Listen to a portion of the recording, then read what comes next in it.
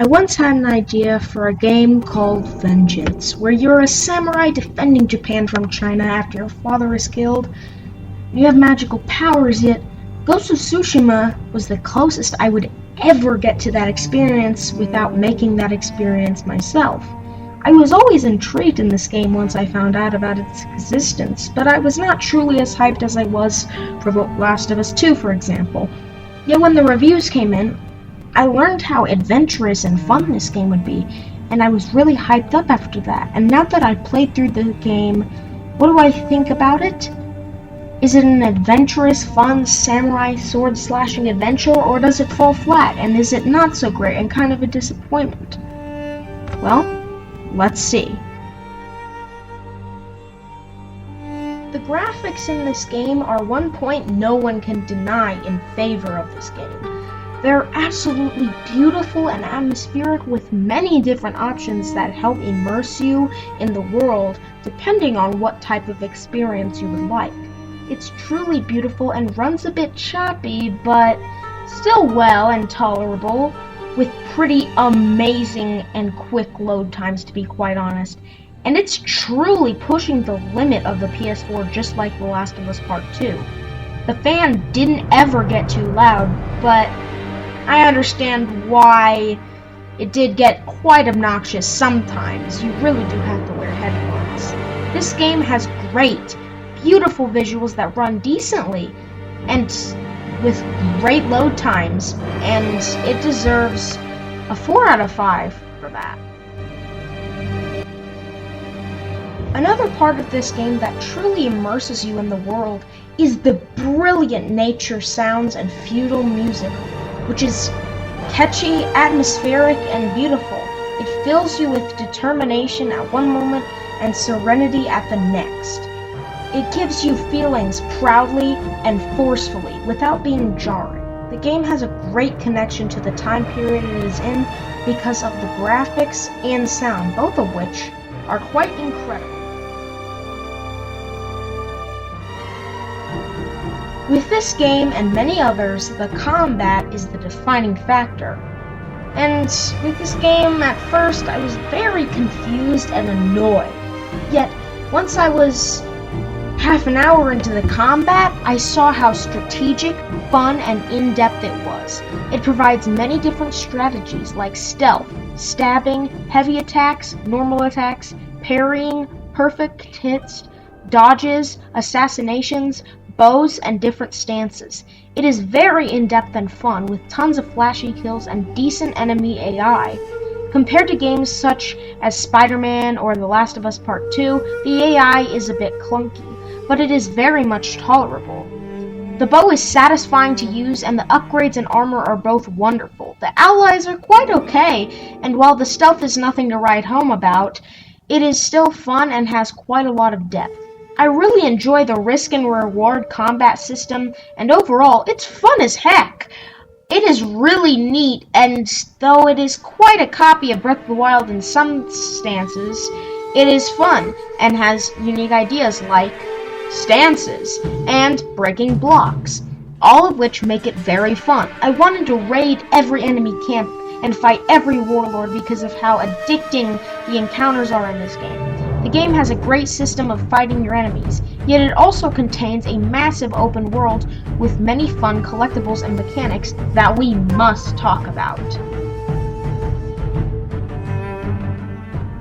In terms of the world of this game, there are many beautiful areas and especially great collectibles, including shrines, hot springs, bamboo stands, inaris, tons of side quests, and a whole lot more.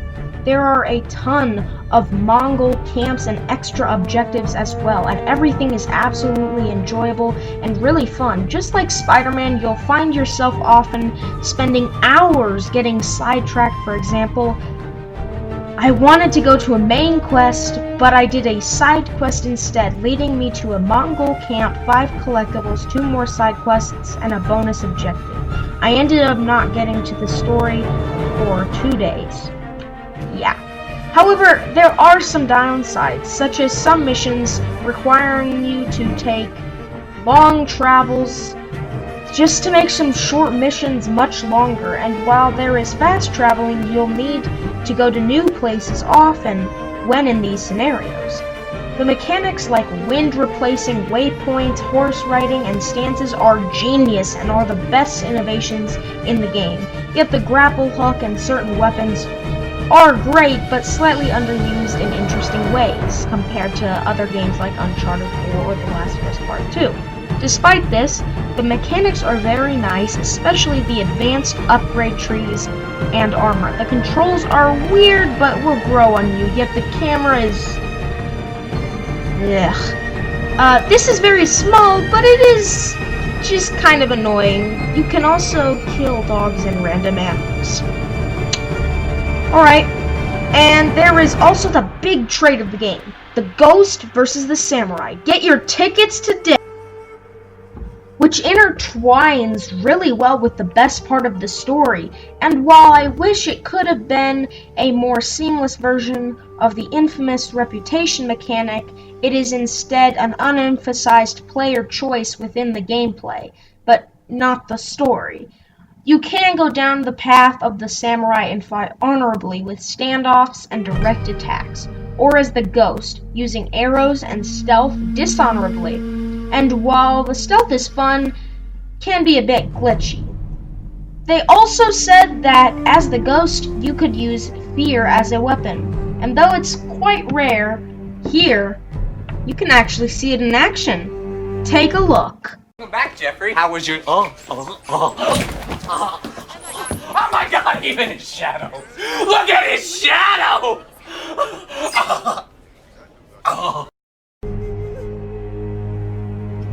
In this game, the story is actually quite emphasized, and it is... okay. It's pretty good. I mean, it's not very innovative, yet the inner struggle of Jin is very well made and done. And I also like the characters a lot, yet I very much see where some complaints about the characters come from. I really enjoyed the story with some twists and turns and gathering your allies. It was very fun and interesting, yet there were some tailing missions that were sort of annoying. However, it is not a big deal. Overall, the story does a good job at what it sets out to do, but it is not a huge leap forward, which is totally fine. I thought there were some flaws, and the cutscenes were sometimes very, very unique and interesting with interesting art direction. Yet I just think it could have been a bit better. I think it is great as is, but it feels like it wanted to set out to do something much more. However, it decided not to act on those ambitions. I was fine and happy with the story and game as a whole, but I feel like it could have been a bit more game-changing. I think this game is tons of fun, with beautiful environments, great collectibles, an amazing combat system, genius mechanics, a great open world with tons of fun areas, and characters with some nice themes in the story, and some magical music. Overall, I really enjoyed my experience with Ghost of Tsushima, and I can't wait to see what they do next with this possible franchise. And I sincerely believe that this game is great, and it is totally worthy of a 4 out of 5. Great job, Sucker Punch!